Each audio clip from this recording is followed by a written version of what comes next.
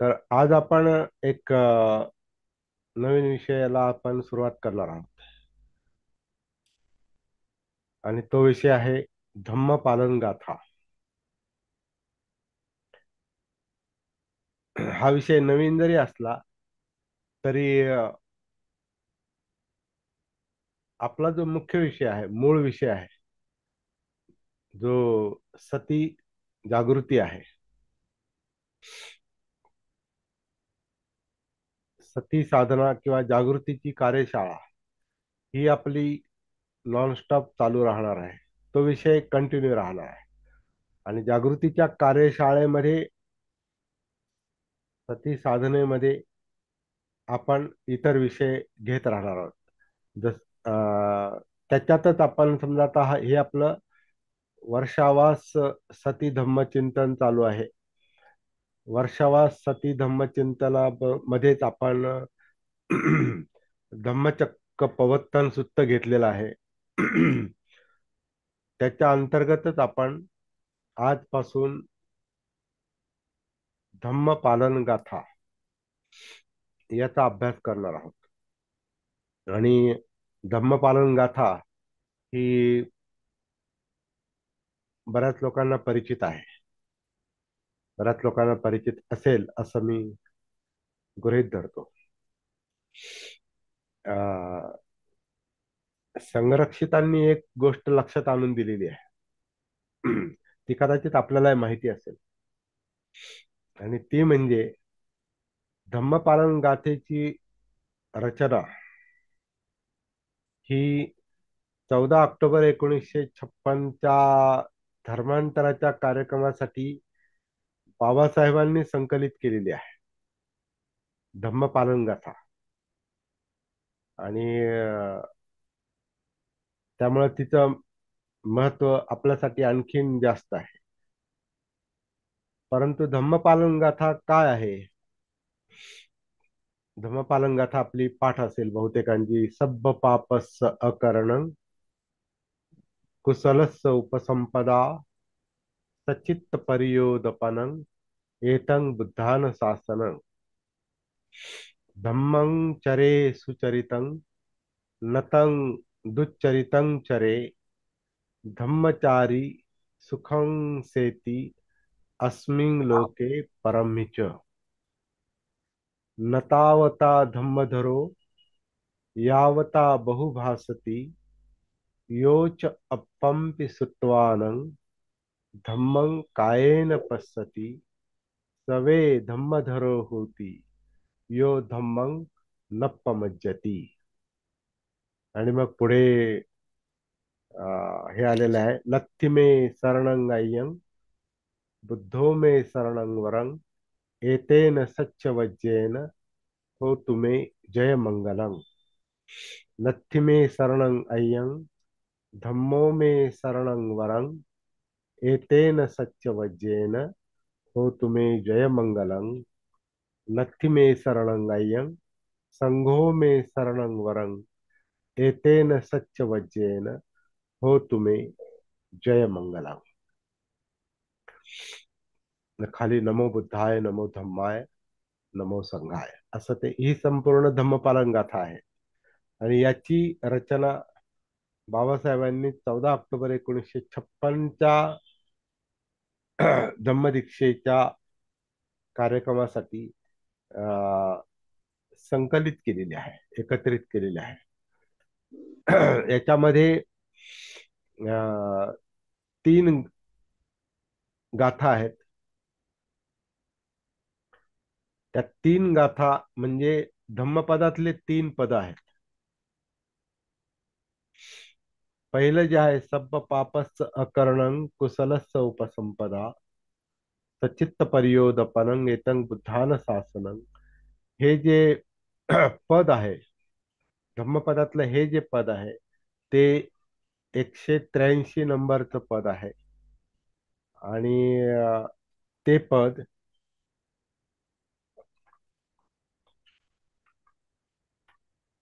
बुद्ध वग्गो मधलं आहे. बुद्ध वग्गो हा धम्मपदातला 14वा वग्ग आहे. वग्ग म्हणजे वर्ग. तर बुद्ध वग्गो मधली ही 183 नंबरची गाथा आहे. बुद्ध वग्गातली 183 नंबरची नाही, धम्मपदातली 183 नंबरची. आणि बुद्ध वग्गातली ती अ, 3 4 5 पाचवी गाथा आहे. बुद्ध वगातली पाचवी गाथा आहे आणि धम्मपदातली 183 नंबरची गाथा आहे. त्याचप्रमाणे धम्मं चरे सुचरितं नतं दुच्चरितं चरे धम्मचारी सुखं सेती अस्मिन लोके परम च. ही जी गाथा आहे ही धम्मपदातली 169 169 नंबरची गाथा आहे आणि ती धम्मपदातल्या लोकवग्गातली गाथा आहे. लोकवग्ग लोकवर्ग यातली गाथा आहे. 169 नंबरची गाथा आहे. आणि तिसरी जी गाथा आहे, नतावता धम्मधरो यावता बहुभासती यो च पंपि सुत्वानं धम्मं कायेन पश्यति सवे धम्मधरो होती यो धम्मं नप्पमज्जती.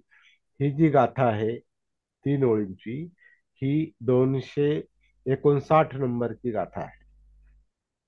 ही गाथा 259 नंबरची गाथा आहे आणि ती धम्मपदातल्या धम्मठ्ठ वग्गो म्हणजे धर्मिष्ठ वर्ग म्हणजे धर्मस्थ वर्ग यातली आहे. आणि धम्मठ्ठ वग्गातली ती 1 2 3 4 नंबरची गाथा आहे आणि धम्मपदातली 259 नंबरची गाथा आहे.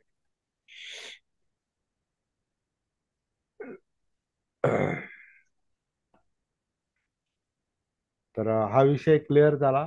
आणि नथ्थिमे शरणंगायं जे आहे, बुद्धो मे धम्मो मे संघो मे शरणं वरं, ही हे पद सगळीकडेच म्हटलं जातं. ते या ठिकाणी बाबासाहेबांनी ऍड केलेलं आहे. अशा प्रकारे ही अ, धम्म पालन गाथा आहे. या गाथेचा आपण अ, शब्दशः अर्थशः प्रॅक्टिकली अभ्यास करणार आहोत. आणि हा अभ्यास किती दिवस चालेल मला माहिती नाही. त्याला 8 8 सत्र पण चालू शकतात किंवा जास्त पण होऊ शकतात किंवा कमी पण होऊ शकतात. आपण याच्यात किती किती खोलात शिरतो ही महत्वाची गोष्ट आहे. आणि धम्म हा खरं म्हणजे खोलात शिरण्याची गोष्ट आहे. तुम्ही किती वाचन करता, किती किती वाचन करता आणि किती पाठांतर आहे आणि किती गाथा म्हणता आणि किती वाचन करता, किती पुस्तकं वाचता याला महत्व नाही. जे आपण वाचतो, जे आपल्याला माहिती आहे त्यातला ते शब्द आपल्याला नीट समजतात का, ते शब्द आपल्याला त्या शब्दांचा अर्थ आपल्याला समजतो का, त्या शब्दांचा अन्वयार्थ आपल्याला समजतो का, मतितार्थ आपल्याला समजतो का, त्या शब्दाची खोली आपल्याला समजते का, आणि त्या शब्दांचा व्यावहारिक उपयोग प्रॅक्टिकल उपयोग आपल्याला लक्षात येतो का, ही महत्वाची गोष्ट आहे. त्यामुळे आपल्याला किती शब्द माहिती आहेत, किती गाथा माहिती आहेत आणि किती पुस्तकं वाचलेली आहेत हा महत्वाचा मुद्दा नाही. म्हणून बुद्धांनी याच गाथेमध्ये तिसरी जी गाथा आहे याच्यामध्ये स्पष्ट म्हटलेलं आहे, नतावता धम्मधरो होती यावता बहुभासती योच अपंपि सुत्वानं धम्मं कायेन पश्यति सवे धम्मधरो होती यो धम्मं न पमज्जती. ही गाथा अत्यंत महत्वाची आहे. कोणीही खूप बहुभासती म्हणजे खूप बोलतो, भासती म्हणजे भाषण करणे, बोलणे. नतावता धम्मधरो होती, कोणीही कोणीही खूप बोलतो म्हणून धम्मधर होत नाही, धम्म धारण करणारा होत नाही. खूप भाषण करतो, खूप बोलतो म्हणून कोणी धम्माचं आचरण करतो, धम्माच्या मार्गावर आहे, धम्मधर आहे, असा त्याचा अर्थ होत नाही. योच अप्पंपी सुत्वानंग. अप्पंपी म्हणजे अल्प, थोडस. सुत्वानंग म्हणजे ऐकतो. आता बुद्धाच्या काळामध्ये ऐकून धम्म माहिती व्हायचा म्हणून सुत्वानंग शब्द आलेला आहे. आजच्या काळामध्ये फक्त ऐकून धम्म माहिती होत नाही, वाचून पण माहिती होतो. वाचून पण माहिती होतो, आणि वाचून आणि ऐकून दोन्ही पण माहिती होतो, असं असं आजच्या काळातले. कारण आता इन्फॉर्मेशन टेक्नॉलॉजी, माहिती तंत्रज्ञान वाढलेलं आहे, त्यामुळं अनेक मार्गाने आपल्यापर्यंत धम्म पोहोचतो. परंतु बुद्धांच्या काळात जसं आता हे आहेत, म्हणजे इलेक्ट्रॉनिक माध्यम आहेत, मोबाईल आहेत किंवा नेट आहे, कॉम्प्युटर आहे. आता नवीन AI आलेलं आहे, आर्टिफिशियल इंटेलिजन्स, हे एक आता नवीन माध्यम आलेलं आहे. तर अनेक अनेक मार्गाने आपल्यापर्यंत धम्म पोहोचतो, म्हणजे शब्द पोहोचतात.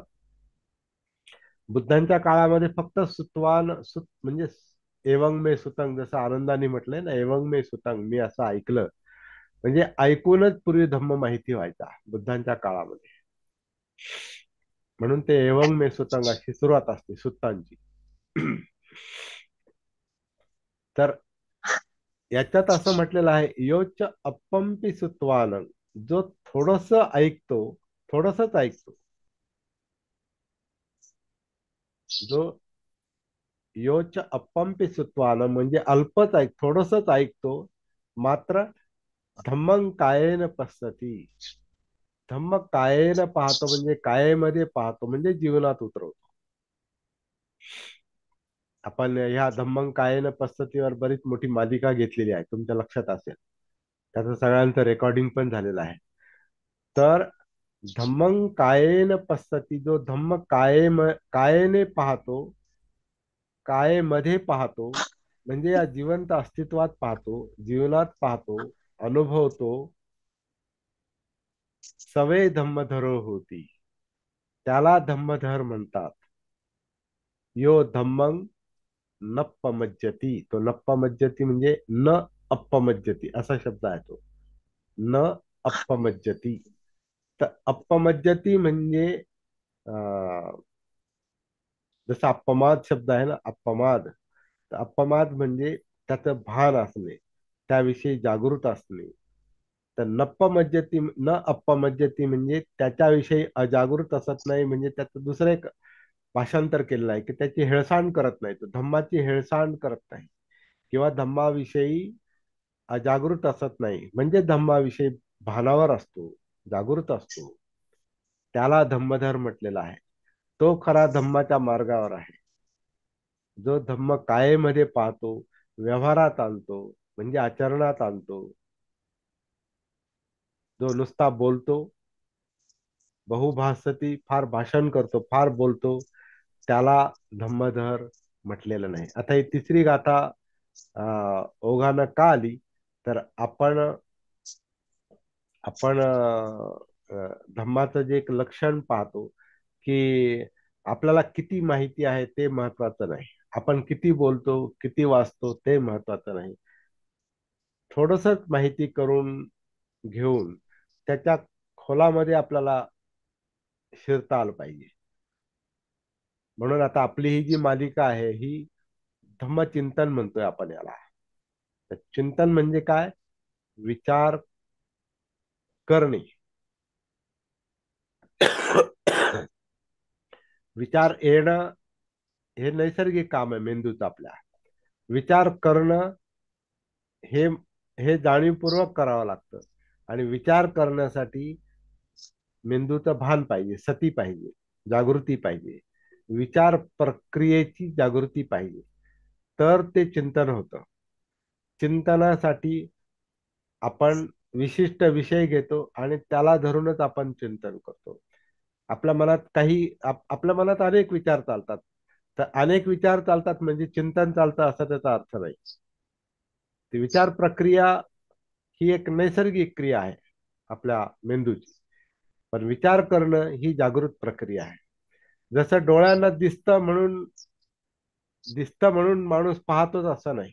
पाहणं वेगळं आहे आणि दिसणं वेगळं आहे. कारण डोळ्यांना दिसतं, परंतु पाहणं त्याला म्हणतात जिथं जाणीवपूर्वक पाहतो, अटेन्शन देतो तो, किंवा त्याला जे पाहतो त्याचं भान असतं, मग तिथं पाहणं असतं, नाहीतर नुसतं दिसतं. तसं ऐकू येणं आणि ऐकणं याच्यात फरक आहे. गंध असणं आणि गंध घेणं याच्यात फरक आहे. चव, जिभेला चव लागणं आणि चव घेणं याच्यात फरक आहे. स्पर्श, आपल्या त्वचेला स्पर्श होणं आणि मुद्दाम स्पर्शाचा अनुभव घेणं याच्यात फरक आहे. तसं विचार येणं आणि विचार करणं याच्यामध्ये फरक आहे. याच्यामध्ये सहा इंद्रिय आली: डोळे, कान, नाक, जीभ, त्वचा आणि आपलं मन. आणि सहा इंद्रियाची सहा कार्य आली: डोळ्यांचं पाहणं, कानाचं ऐकणं, नाकाचा गंध घेणं, जिभेचं चव, त्वचेचा स्पर्श आणि मनाचा विचार करणं. सहाही इंद्रियांचा याच्यामध्ये समावेश आला. पण इंद्रियांचं कार्य चालणं, इंद्रियांचं कार्य स्वभावानुसार चालणं आणि इंद्रियांचं जे कार्य चाललेलं आहे त्याच्याविषयी जागृत असणं, सतीमध्ये असणं, भानावर असणं, ही वेगळी गोष्ट आहे. म्हणून या शब्दाचा जो अर्थ आहे, नप्पमज्जती धम्मं न अपमज्जती, धम्माची तो धम्माकडे दुर्लक्ष करत नाही, धम्माची हेळसांड करत नाही, धम्माच्या बाबतीत अजागृत असत नाही, त्याला धम्मधर असं म्हटलेलं आहे. तो धम्माच्या मार्गावर आहे. दुसरा याचा अर्थ असा होतो की फक्त धम्माचे शब्द माहिती आहेत म्हणून धम्म माहिती आहे, असा त्याचा अर्थ नाही. म्हणजे नुसतं ज्ञान आहे धम्माचं म्हणून कोणी ज्ञानी होत नाही किंवा धम्मधर होत नाही. धम्माचं ज्ञान असणं आणि धम्माचं ज्ञान समजणं, ज्ञान समजणं याला प्रज्ञा म्हणतात.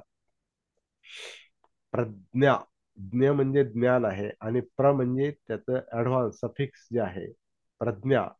तर ज्ञानाचं ज्ञान, तर ज्ञानाचं ज्ञान कधी होतं? ज्ञानाचं भान असेल तर. ज्ञानातल्या शब्दांचं, मुद्द्यांचं, ज्ञानातले शब्द मुद्दे यांची जर जागृती असेल, ते कळत असतील ते शब्द, तर ती प्रज्ञा आहे. म्हणजे नुसतं ज्ञान महत्वाचं नाही. तरी धम्मपालन गाथा जी आहे ही अत्यंत महत्वाची आहे, ही आपण लक्षात घेतली पाहिजे. आणि बाबासाहेबांनी याची रचना केली 14 ऑक्टोबर 56च्या निमित्तानं, म्हणून तर याचं महत्व आणखीनच जास्त आहे. हे आपण पुन्हा एकदा लक्षात घेणं गरजेचं आहे. आणि चिंतन करणं, विचार करणं हा सुद्धा बाबासाहेबांचा संदेश आहे, जो आपल्याला दी बुद्ध अँड इज धम्म किंवा बुद्ध आणि त्यांचा धम्म या ग्रंथाच्या प्रस्तावनेमध्ये बाबासाहेबांनी चिंतनाचं किंवा चर्चेचं महत्व सांगितलेलं आहे. चिंतन किंवा चर्चा याचा अर्थ असा आहे की आपण आहे ते शब्द जसेच्या तसे स्वीकारत नाही, तर त्यांना पारखून घेतो, त्यांचं परीक्षण करतो, त्यांचं चिंतन करतो आणि त्यातला खरे खोटेपणा याची शहानिशा करतो. म्हणून बाबासाहेबांनी त्रिपिटक, त्यांनी निकाय शब्द वापरलाय त्या प्रस्तावनेमध्ये. निकायांचं पण परीक्षण केलं पाहिजे आणि त्याच्यावर चर्चा केली पाहिजे म्हणतात. निकाय म्हणजे त्रिपिटकातलं सुत्त पिटक, त्यातले 5 निकाय: दिग्घ निकाय, मध्यम निकाय, संयुक्त निकाय, अंगुत्तर निकाय आणि खुद्दक निकाय. हे जे 5 निकाय आहेत, तर या 5 निकायांच्या आधारे आपल्याला आपल्यापर्यंत बुद्ध पोहोचलेले आहेत, धम्म पोहोचलेला आहे आणि संघ पोहोचलेला आहे. त्रिपिटकातलं विनय पिटक आणि अभिधम्म ते पण आहे त्याच्यात. परंतु मुख्यतः निकायांमुळे धम्म आपल्यापर्यंत पोहोचलेला आहे. आणि बाबासाहेबांचं स्पष्ट स्पष्ट स्पष्ट संदेश असा आहे बाबासाहेबांचा, का निकायांवर आपण डोळे झाकून विश्वास ठेवू शकत नाही, कारण त्याच्यामध्ये अनेक सरमिसळ झालेले आहेत. म्हणून बुद्धांची शिकवण, हे त्यांचे शब्द आहेत बाबासाहेबांची, Buddha teaching and his life, बुद्धांची शिकवण आणि त्यांचं जीवन म्हणजे चरित्र, हे जर आपल्याला नीट समजून घ्यायचं असेल तर निकायांमधले शब्द देखील, त्रिपिटकातले शब्द देखील विचारात, त्याच्यावर विचार केला पाहिजे, त्याच्यावर चिंतन केलं पाहिजे, त्याच्यावर चर्चा केली पाहिजे. आणि बुद्धांचं चरित्र म्हणजे जे एक संदिग्ध बनवलेलं आहे, आणि बुद्धांची शिकवण जी संदिग्ध आणि गुंतागुंतीची बनवलेली आहे, ती आपल्याला आधी नीट करून घेतली पाहिजे, नीट समजून घेतली पाहिजे. तर या चिंतनाचं एवढं मोठं महत्व आहे, हे मला लक्षात आणून द्यायचे याच्या निमित्तानं.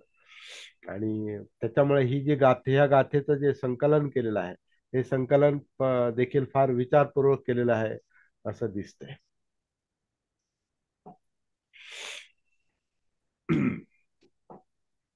तर एकूणच याला धम्म पालन गाथा म्हटलेला आहे. धम्म पालन कसा करावा ते सांगणाऱ्या या गाथा, म्हणून धम्म पालन गाथा असे याचं टायटल आहे.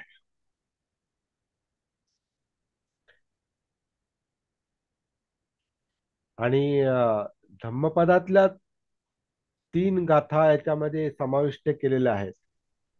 तर याच्या निमित्तानं आपण धम्मपदाचा पण अभ्यास करायला आपण सुरुवात करतो आपोआपच. आणि धम्मपद आपल्याला माहिती आहे,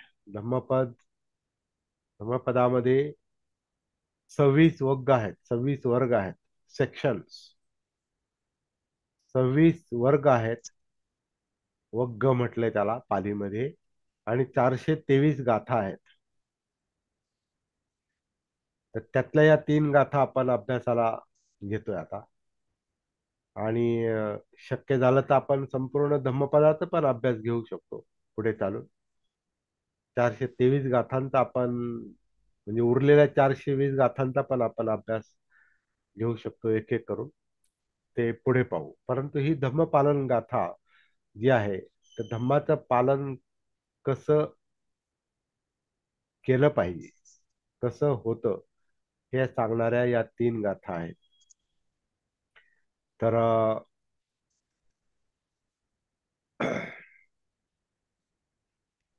7:30 होत आलेत.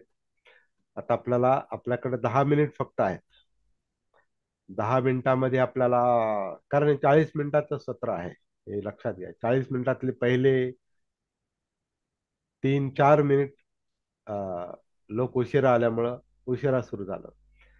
तर ते 4 मिनिट वाया गेले पहिले. आता उरलेले जे काही 36 मिनिट आहेत, त्या 36 मिनिटातले जवळपास 30 मिनिट संपलेले आहेत.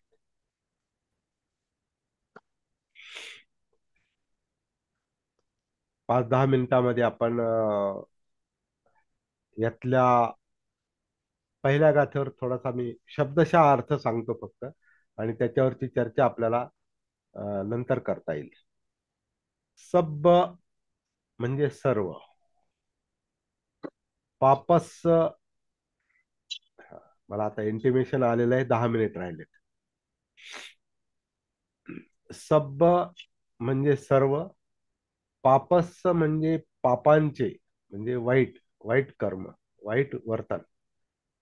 सब्ब पापस अकरणं, करणं म्हणजे करणे, अकरणं म्हणजे न करणे. सर्व म्हणजे कुठलेही पापकर्म न करणे, कुठलेही वाईट वर्तन न करणे. कुशलस उपसंपदा, तर उपसंपदा म्हणजे संपादन करणे, ग्रहण करणे, आत्मसात करणे.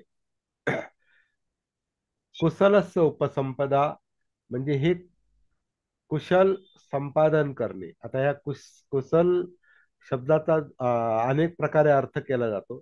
तर कुशल म्हणजे जसं इकडे पापकर्म न करणे आहे, तर मग त्याच्या विरुद्ध जे कुशल आहे ते पुण्यकर्म असा पण अर्थ केला जातो.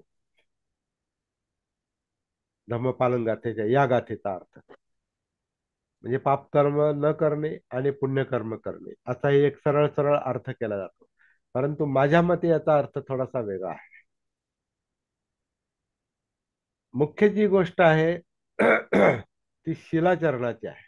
शील आणि शिलाचरण करणं म्हणजेच पाप न करणं आहे, वाईट न करणं आहे. आणि शिलाचरण आपल्याला माहिती आहे, पंचशील आहे, अष्टशील आहे, दशशील आहेत, भिक्षूंची शिला आहेत, भिक्षुणींची शिला आहेत, उपासकांची शिला आहेत. अशी जवळपास 400 किती 27 पर्यंत ती आहेत मला वाटतं शिला, किंवा त्याच्यापेक्षा जास्त असतील. अं, आता ही शिला एवढी इतकी शिला कशी काय वाढली, तर हे त्या त्या परिस्थितीनुसार त्याच्यामध्ये वाढ होत गेलेली आहे. मूळ जी शिला असतील ती कदाचित पंचशीलच असतील, किंवा दशशील असतील, किंवा अष्टशील, जे काय असेल ते. मूळ शिल ही काया वाचा आणि मनाची शील वर्तन, तर त्याला शील म्हटलेलं आहे, सद्वर्तन. तर हे सद्वर्तन करणं म्हणजे शिलाचरण करणं, आणि शिलाचरण करणं म्हणजे पाप न करणं, वाईट कर्म न करणं. तर या पाप शब्दाचा असा अर्थ म्हणजे शिलाचरण करणं. आणि कुशलस्य उपसंपदा, या कुशल शब्दामध्ये कौशल्य आहे, स्किल आहे. तर पापकर्म न करण्याचं म्हणजे शिलाचं पालन करण्याचं कौशल्य संपादन करणे, असा या गाथेचा मी तरी अर्थ करतो, या ओळीचा अर्थ. पापकर्म न करण्याचं म्हणजेच शिलाचरण करण्याचं कौशल्य मी संपादन करतो. संपादन करणे, उपसंपदा. तर कौशल्य संपादन करणं आणि सचित्त पर्योदपन.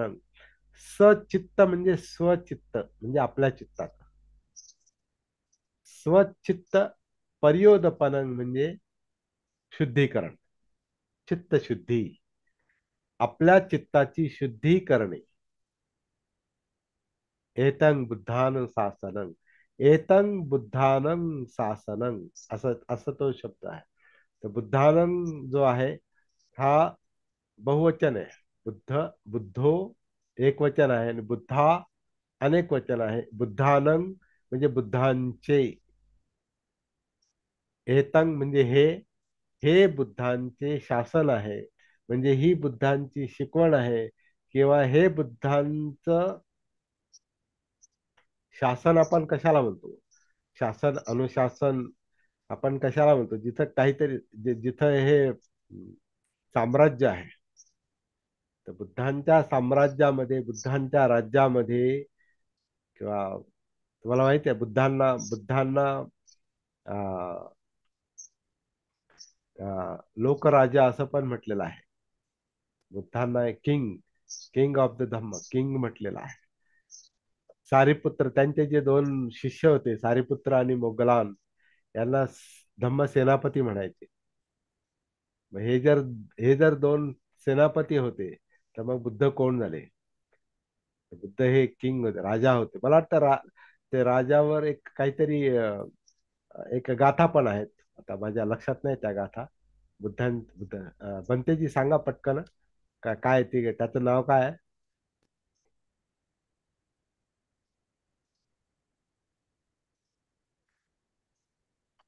नाही साहेब, मला पण नाही आठवण राहिली.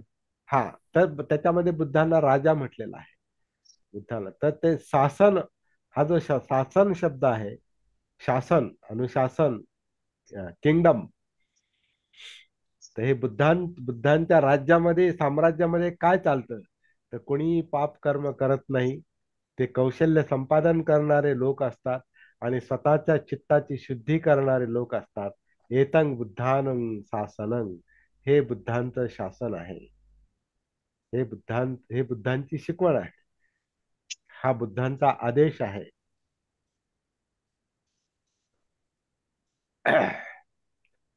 तसंच भीम शासन पण आहे. त्यात आपण भीम शासनावर नंतर विचार करू. पण हे भीम शासनातलाच हा एक भाग आहे, किंवा याचा भाग म्हणून भीम शासन आहे. तर बुद्ध ज्याला महत्व द्यायचे त्याला बाबासाहेब पण खूप महत्व द्यायचे. आणि बाबासाहेबांसाठी बुद्ध कोण होते हे आपल्याला माहिती आहे. त्यांनी एका शब्दात म्हटलेलं आहे की बुद्धांसारखा तत्वज्ञानी जगामध्ये दुसरा झालाच नाही. बुद्ध हेच सर्वश्रेष्ठ तत्ववेत्ते आहेत. त्यामुळे बुद्धांचं बाबासाहेबांच्या जीवनामध्ये सर्वोच्च स्थान होतं, एक नंबरचं स्थान होतं. ते आपण या क्षणी लक्षात घेऊया. आणि या ज्या दोन ओळींचा जो अर्थ आहे तो शब्दशः अर्थ आपण पाहण्याचा आज प्रयत्न केलेला आहे. उद्या आपण या गाथेच्या, पहिल्याच गाथेच्या अर्थामध्ये आपण शिरण्याचा प्रयत्न करू. त्याच्या प्रत्येक शब्दावर आपण चिंतन करू आणि त्याचा आणखी अर्थ आपण पाहण्याचा प्रयत्न करूया आणि प्रॅक्टिकल अर्थ पाहण्याचा प्रयत्न करूया. आज शनिवार आहे. आपण उद्याही बसू शकतो जर इच्छा असेल तर, नसेल तर मग मंगळवारी बसू शकतो. ते तुम्ही ठरवा. खूप छान होईल सर. हा, उद्या जर झालं तर खूप छान होईल. ठीक आहे. उद्या आपण बसूया. कंटिन्यू बाकीच्यांना शक्य आहे? कंटिन्यू होईल. बाकीच्यांना शक्य आहे का? हो चालेल सर. हो चालेल ओके. सर. ओके.